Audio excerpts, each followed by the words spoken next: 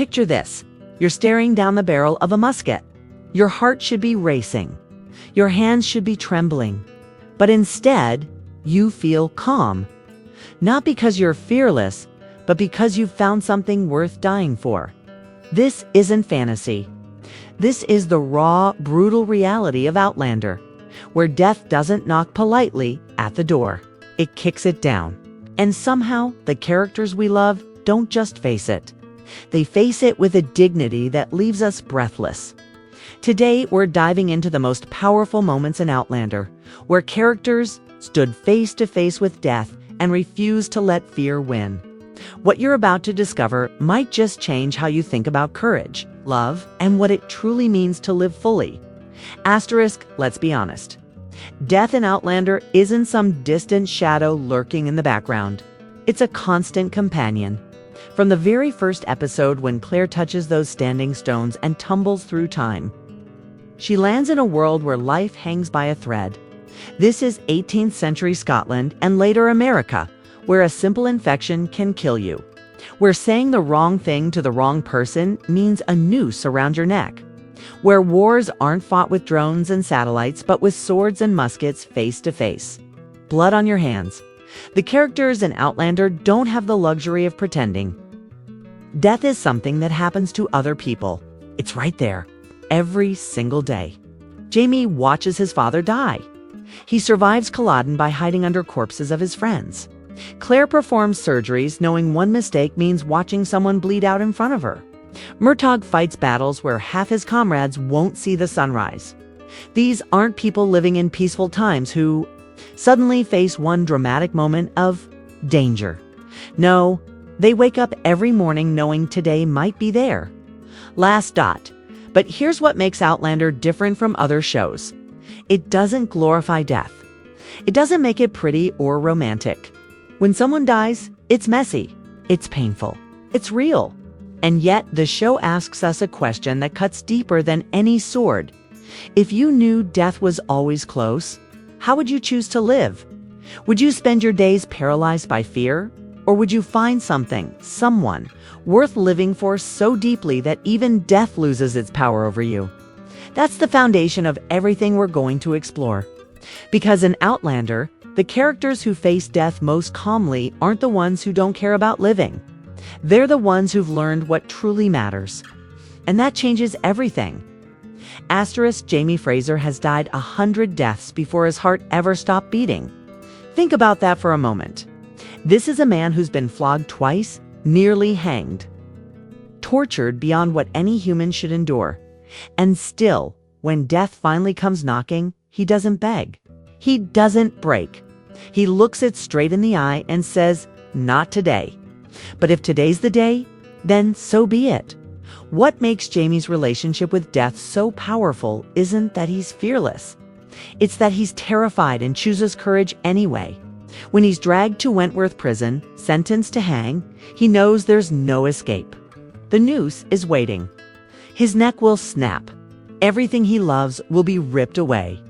And in those final moments, what does he think about? Not the pain, not the injustice. He thinks about Claire. He thinks about whether his life meant something. He makes peace not with death itself, but with the life he's lived. There's this moment, this incredible moment where Jamie says something that defines his entire character. He tells Claire that when his time comes, he wants to die knowing he's loved well and fought for what mattered. Not that he won every battle. Not that he lived forever, but that he loved well. That's the secret. That's what allows him to stand on a battlefield with cannon fire screaming overhead and steady. It's men with nothing but his presence. He's already made peace with the end, so the middle, the living part, becomes fearless. And here's the thing about Jamie that breaks your heart and inspires you at the same time. He's not some untouchable hero made of stone. When he faces Black Jack Randall's torture, he screams. He bleeds, he shatters into pieces. But afterwards, when he has every reason to give up, to let death take him, he chooses to heal. He chooses to keep going. Not because dying would be cowardly, but because living, truly living after that kind of darkness, takes even more courage. Jamie Fraser teaches us that remaining calm in the face of death doesn't mean you don't feel the fear. It means you've found something stronger than fear. You've found purpose. You've found love. And once you have that, death becomes just another enemy you can face standing tall. Claire Randall walks between two worlds. And both of them are soaked in death. Imagine knowing exactly how someone's going to die and being powerless to stop it. Imagine having 20th century knowledge trapped in an 18th century body. Watching people slip away from infections you could cure with a single pill that won't be invented for 200 years. That's Claire's nightmare, and it never ends. But here's where Claire becomes something extraordinary. She doesn't just witness death. She holds its hand. She sits with it. She learns its rhythm. As a combat nurse in World War II, she saw young soldiers take their last breaths in muddy trenches. As a surgeon in the 1700s, she's covered in blood more often than not, fighting battles she knows she'll lose. And somewhere in all that loss, all that grief, Claire discovers something most of us never will. Death isn't the enemy. Fear is Dot when Claire faces the witch trial at Cranus Muir. Tied to a stake with flames being prepared below, she doesn't scream for mercy. She doesn't pretend to repent for sins she didn't commit. She stands there, facing a crowd that wants her dead, and she refuses to give them her fear. Why? Because she's seen real evil. She's seen what happens when you let terror control you. And she decides right there in that moment that if she's going to die, she'll die as herself, unbroken, unbowed. True. What makes Claire's calmness different from Jamie's warrior? Acceptance is that hers comes from intimacy with death. She's not just faced it. She's studied it. She's fought it. She's lost to it over and over again. Every patient she couldn't save. Every friend buried too young. Every impossible choice between one life and another. And instead of becoming cold or numb, she becomes more human, more present, more alive. When she's kidnapped, when she's threatened, when she's staring down the barrel of her own end, there's this steel in her eyes that says, "I've walked through the valley of death so many times, it knows my name. And I'm still here." Claire teaches us that you don't conquer death by avoiding it. You conquer it by facing it so many times that you learn its secrets. You learn that what matters isn't how long you live, but how deeply, how fully, how bravely. Murtagh Fitzgibbons. Fraser doesn't have grand speeches prepared. He doesn't philosophize about death or make peace with it through love or knowledge. Murtagh's relationship with death is simpler, purer, and somehow more devastating. He decided long ago what he was willing to die for. And when that moment comes, he doesn't hesitate. He doesn't even blink. This is a man who made a promise to a dying woman that he'd protect her son. One promise. And he built his entire life around it. Every scar on his body. Every battle he fought. Every risk he took. All of it tracing back to that single vow. Most people make promises they hope they'll never have to keep. Murtagh made a promise, hoping he'd get the chance to prove it. And at Alamont, standing on that battlefield with British redcoats closing in, he finally does. What destroys you about Murtagh's death isn't that it's tragic, it's that it's inevitable. It's written in every choice he ever made. When Jamie tells him to retreat to save himself, Murtagh could walk away. He's old. He's earned his rest. No one would call him a coward. But walking away isn't in his blood. It never was. So he raises his sword one last time, not because he thinks he'll win, but because some things matter more than survival. Some loyalties run deeper than the instinct to keep breathing. And here's what breaks your heart wide open. Murtagh doesn't die afraid. He doesn't die angry.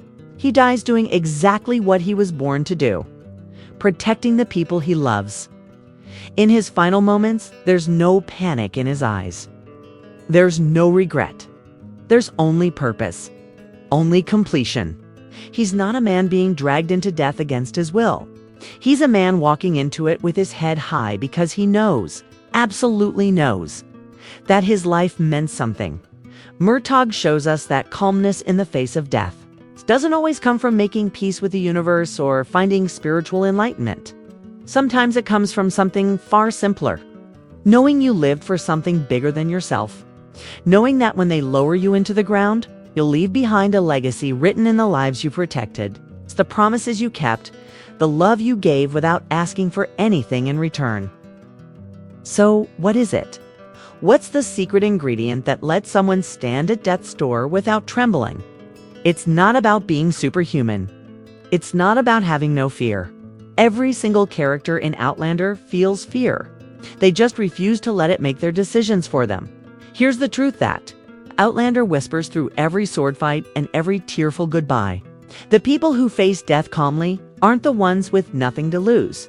They're the ones with everything to lose, but something even stronger holding them up. Jamie has Claire. Claire has purpose. Murtagh has his promise. They've all found their anchor.